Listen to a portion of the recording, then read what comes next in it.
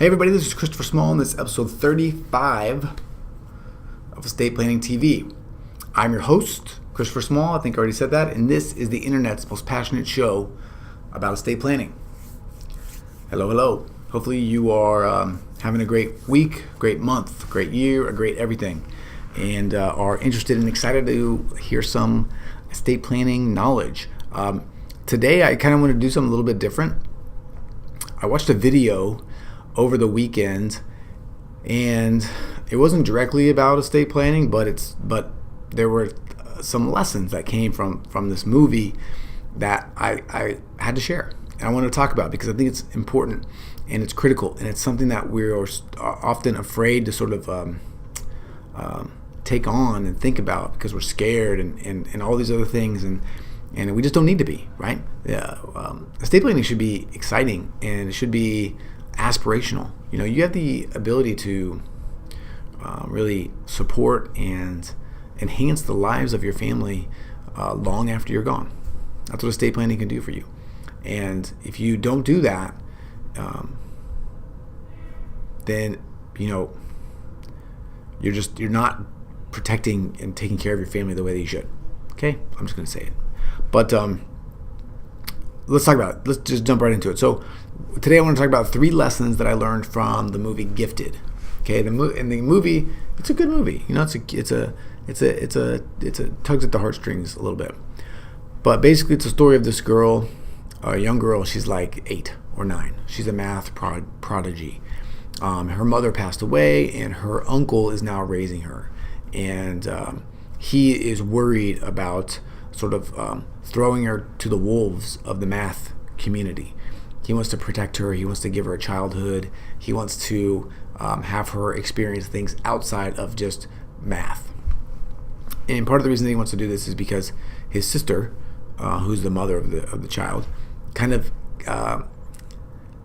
experienced those things, right? Those negative things. And the other character in the movie is the grandmother. The grandmother is their mother, and she is all about the math world. She wants to she wants wanted her daughter and now her granddaughter to really make math history, to be math known as sort of math heroes, right, if you will, math people. She's very well off. She is very sort of refined. I think she's British or something. She has an accent. But the movie is basically about the sort of the push and the pull between the uncle and the grandmother as to who is going to be able to take care of the kid. I can't remember what her name is. I should know this since I'm doing a video on it or a podcast on it. But who gets to sort of make decisions when it comes to raising her, you know? And there are 3 really big lessons I thought that came out of this movie that are related to estate planning that are relevant and that are real. And I really would highly encourage you to watch the movie.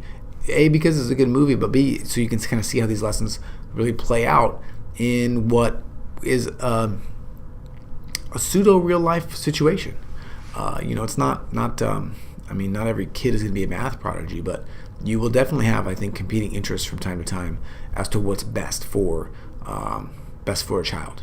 Best in quotation marks is what I'm really talking about here. So number 1, right, the first lesson learned is just the importance of having a will to name your long-term guardian.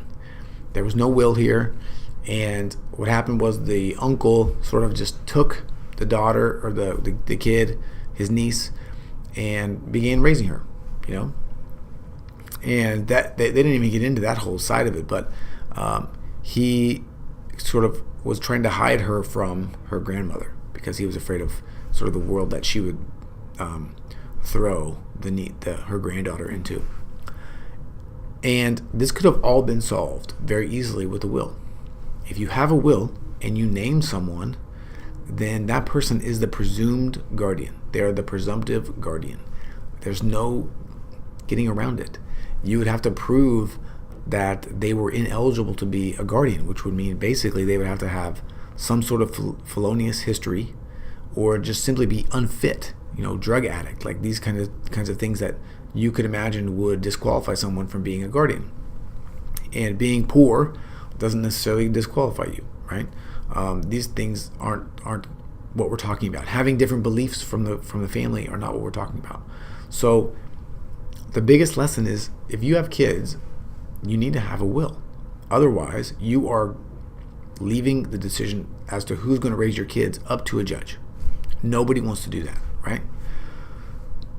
Number 2, and this is an interesting one, and it's one I talk to my clients about a lot, and that is this idea of who the best choice is for your kids as a guardian. And the way I always say it is, almost everybody has that person in their family that looks good on paper, that from the outside would seem to be a good role model and a good potential guardian, and somebody that would seem to be a good candidate to raise your kids. But because of what you know, or because of what you've seen, or because of how they act, behind closed doors, you would never want them to raise your kids. Or it could also be just sort of because of their specific beliefs about anything. Fill in the blank. Religion, school, politics, money, healthcare, any of these things, right? Could sort of be the thing that to the outside world seems fine, but to you is not fine. And that is the beauty of being able to choose your guardian, is that you get to make the best choice for you, right? Not what the outside world thinks is the best, not what your parents think is the best, not what your friends think is the best, but the person that you think is the best. And you get to put that down, and it gets to happen, right? So there's no worry, there's no fear that a judge is going to pick someone that looks good on paper, but does not really sort of, what's the word I'm looking for? Jive is really the word that's coming to my brain. That doesn't jive with your beliefs, right? With who you are as a person, with your disciplinary style, or any of those things. So, the perfect example from this movie is, look, the grandmother, she seems great on paper, right? She definitely has the means to take care of her. She pushes education very, very heavily, right? She has great manners. She's very refined and has space for her granddaughter and all this stuff. But the daughter would have never picked the grandmother to be the guardian because of how she was raised, and sort of because of this what's what I'm looking for, obsessive fascination with math prodigies and creating these math geniuses. This sort of like laser focus on math and nothing else. She would not have wanted that for her daughter. So she would not have picked the grandmother to be the guardian. And throughout the course of this movie, the judge is forced to decide, and you can see how this plays out in the real world. The uncle who supports his niece 100% in many, many different ways, emotionally and educationally and psychologically, right? He doesn't look that good on paper necessarily. And you can avoid all that with a will. And you can avoid all that by just taking the step to make the right decision. Number 3. And, what I'll say before I say this is, this is, the movie's not exactly, well, it's not true. Number 3 is that you can never underestimate what people will do in these situations, okay? For many different reasons. A, because they believe what they're doing is right. B, because they believe what the other person is doing is so wrong. And C, sometimes money gets involved, right? There was no money involved in this movie, but there was a definite difference between the way that the uncle wanted to raise his niece and the way that the grandmother wanted to raise her granddaughter. Very significant differences. And the things that people will do, and sort of the sneakiness that can go on, and the underhandedness that can go on, and the spite that can be built up as this sort of conflict breaks out to see who's going to be the guardian of the kid. Okay, you may think, oh, they'll just figure it out, they'll work it out, no big deal, everybody knows who I want. You cannot underestimate what people will do in these circumstances. Okay, there's an emotional factor there. There's a financial factor there. There's a sort of a separate emotional factor there from the there's an emotional factor between the kid and the person, and there's an emotional factor between the person and the other people that are out there in the group, right? Because family dynamics play a huge role in this. Sometimes I have people come into my office and I just say, look, you have to at some point believe what people are saying. You can't just believe they're lying all the time, because they haven't shown you that. It's the case here, okay? So if you're not worried about doing a guardianship because you think it'll all work out and everybody will be picked and it'll be fine, you cannot underestimate what people will do, both good and bad. Okay, it's on both sides. People will do things that are so charitable, so generous, and some people will do things that are so selfish, right? So hurtful. You just can't know who will do what, really, at the end of the day. Okay, so all three of these lessons really boil down to one thing: get a will. Okay, name your long-term guardians. It's not expensive. It's an investment in the future, in the protection, in the safety of your family. All right, boom. So that's it. 3 lessons learned from Gifted. Please go watch it. It's on HBO right now, at least at the time of this recording.